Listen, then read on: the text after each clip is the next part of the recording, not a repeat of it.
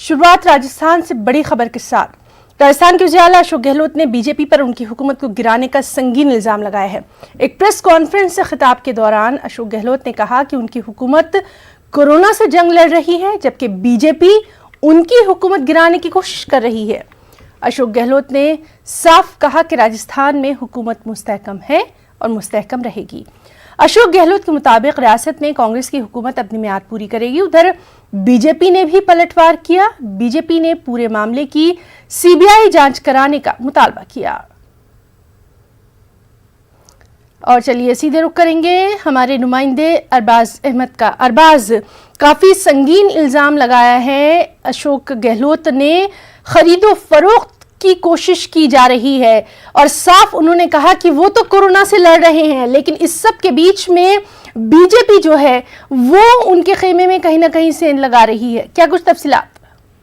देखिए, एक बड़ा जो पॉलिटिकल ड्रामा है राजस्थान में वो देखने को मिल रहा है। जैसा कि एक सियासी उठापटक आपने पिछली बार मध्य प्रदेश में देखी थी, राजस्थान के अंदर जो हुकूमत है उसको लेकर के ये राज्यसभा चुनाव से पहले से ही ये सारी जो सरगर्मियां हैं शुरू हो चुकी थी। सीएम पहले कई बार इस बात को की तरफ इशारा कर चुके थे। अब जो पूरा मामला है, जब इसमें एसओजी ने एक एफआईआर दर्ज की है, बाकायदा 2 मोबाइल नंबर को सर्विलांस पे रखा है, तो जो विधायक हैं बागीदोरा और कुशलगढ़ के, उनको खरीद फरोख्त करने की बातचीत आई है। 20 से 25 करोड़ रुपए देने का इसमें जो है डिटेल इसमें मिली है। जो धारा 124A है उसमें सरकार के खिलाफ षड्यंत्र का एक मामला होता है, वो दर्ज किया है। फिलहाल जो है पूरा जो सियासी उठापटक है वो जारी है। तो अभी कुछ देर पहले जो एक प्रेस कॉन्फ्रेंस की है मुख्यमंत्री अशोक गहलोत ने, उन्होंने कहा है कि हम 5 साल बहुत मजबूत सरकार देंगे, हमारी तैयारियां पूरी है। और जो तैयारियां की जा रही हैं भाजपा की तरफ से, उन्होंने सीधा इल्जाम जो है आला कमान के ऊपर लगाया है कि वहां से इशारा मिलता है, सारा काम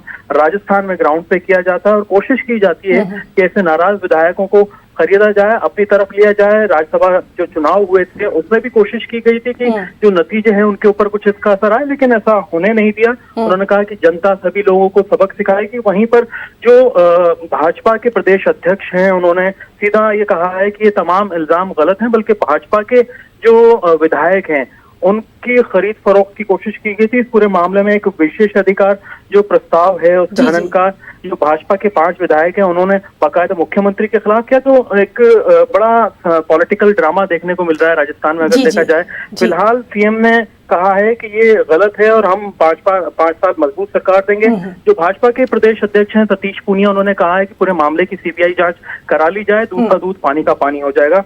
ये सियासी उठापटक फिलहाल चल रही है। अरबाज, इस सब के बीच में हमें ये भी नहीं भूलना है कि खुद अशोक गहलोत मंझे हुए सियासतदान हैं। हमने ये भी देखा कि बहुत सारी कांग्रेस की जब रियासतें थी वहां पर अगर इस तरह की कोई भी मुश्किल आई है तो हमेशा अशोक गहलोत ने इन तमाम परेशानियों से वहां की रियासतों को निकाला है। अगर उन्होंने इस तरह से इल्जाम लगाया है तो कहीं ना कहीं सियासत इसमें बहुत मायने रखती है।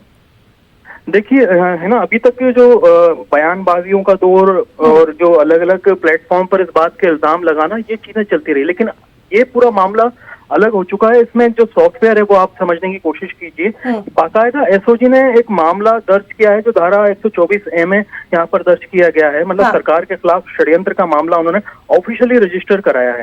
इसमें जो राजस्थान के मुख्य सचेतक हैं महेश जोशी, वो भाजपा के प्रदेश अध्यक्ष सतीश पूनिया के खिलाफ पहले ही विशेषाधिकार हनन का एक मामला दर्ज करा चुके थे एसओजी में, जिसमें मुकदमा दर्ज हुआ, जांच हुई। अभी फिलहाल एसओजी में एक मुकदमा दर्ज किया जा रहा है। उसके अलावा जो एसीबी है, एंटी करप्शन ब्यूरो, वो अलग से जो है 3-4 जो विधायक है जिन्होंने ये पूरी खरीद फरोख्त करने की कोशिश की है और इसमें पूरी एक्टिविटीज दिखाई है, उनके खिलाफ नाम दर्ज करके एक जांच शुरू करने की बात की जा रही है। यहाँ तो बहरहाल इस अहम मामले में आगे क्या कुछ होगा उस पर भी लगातार हमारी नजर बनी रहेगी। अरबाज, बहुत बहुत शुक्रिया अदा करना चाहेंगे आपका तमाम तर तफसीलात के लिए।